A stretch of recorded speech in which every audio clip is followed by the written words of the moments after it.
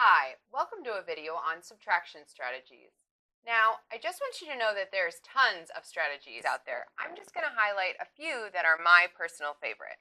Let's take a look at the problem 213 minus 57.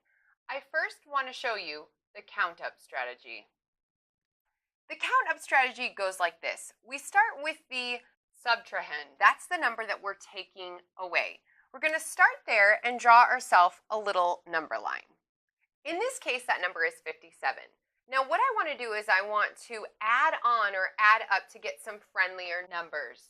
So I think about friendly numbers being things like 60 would be a friendly number. 100 would be a friendly number.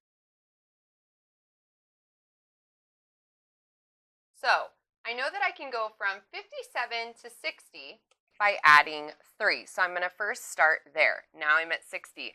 I know that I need to get all the way up to 213. That's called the minuend in case you didn't know. So now I'm at 60. I know because of my combinations of 10 that I can add 40 to get to 100. So now I'm at 100 again. I've got to get all the way up to 213. I can easily add another 100 to get to 200 and then another 13 to end up at 213. Now, to figure out my answer, I am simply going to add these numbers up here together. So I can kind of do some grouping, and I see I have 100 plus 40. So I'm going to say that's 140. And I have 13 and 3, which is 16. Add these together, and I get 156. The beauty of the count up strategy is that you don't have to have students all do it the same. So maybe there's a student in your class that sees it as, I add 3 to get to 60, but then I add 10 to get to 70. I add 10 to get to 80. I get 10 to get to 90, another 10 to get to 100, and so on. So the beauty of this is it allows students to really find the solution that works for them where they're at while still being able to get to the same answer. That's the count up strategy. The next subtraction strategy that you should be aware of is something called partial differences. Partial differences is actually very similar to partial sums. What we're going to do is we're going to take our two numbers and subtract using place value. So I have 200 minus, I have 0 hundreds in the 57, so 0, which gives me 200. I have 10 minus 50. Now you might be thinking 10 minus 50, isn't that a negative number? Exactly, it is. So that gives me a negative 40. And then I have 3 minus 7. Again, I have broken this down by place value, which gives me negative 4. Again, I can add these all together. Think about combining them. So 200 and minus 40, or a negative 40, gives me 160. Minus 4 gives me 156. That's partial differences. The next strategy I want to show you is called modified addends. This strategy is probably one you use the most in real life, and you probably don't even know you were doing it. Here's what we're going to do. We're going to take this number 213 or 57, and sometimes we could modify both of them. Sometimes we only modify one. This is kind of one of those strategies that it's going to look different for everybody. I'll show you what I would do though. Since I know that 57 is kind of the 7 is going to cause me problems with having to ungroup, or you might think of that as borrowing, I'm going to try and get this to a number that's more friendly. Again, a number thinking that it would end in 0. So let me try adding 3. And if I add 3 to 57, I know I'm going to get 60. However, because I'm adding 3 to the subtrahend, what we're taking away, I have to also add that 3 onto the minuend, what we're kind of starting with.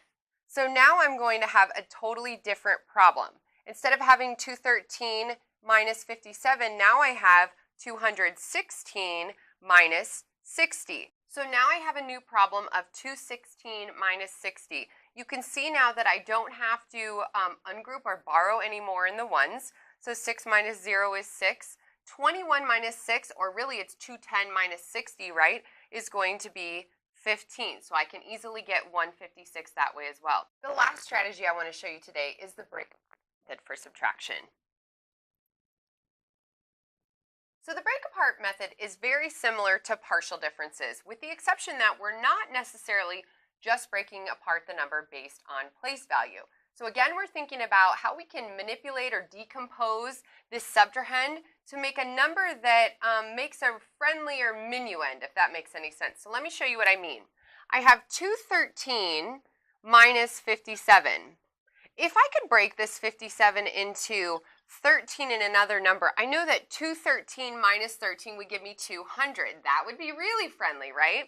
Okay, so 213 minus 13, and then I would know that that would also mean I would have to be subtracting 44. Again, really all I'm doing is breaking down this negative 57, if I want to think of it that way, into a negative 13 and a negative 44. So I'm not changing the problem, I'm just breaking apart that subtrahend. So now I have 213 minus 13 minus 44. 213 minus 13 is going to give me 200. 200 minus 44. Now again, you might be saying, yeah, but now I'm going to have to ungroup or borrow, right? Not necessarily. So again, let's break this apart to make something we could do in our head. I know that I can break this into 40 and 4. Again, I'm thinking of this as negative 40 and a negative 4. So now I have 200 minus 40 minus 4. Well, 200 minus 40 is going to be 160. Now I just have 160 minus 4, which still lands me at 156. Again, this method is probably one that you use every day. Maybe you do this already in your head and didn't even realize you were actually doing the break apart method of subtraction.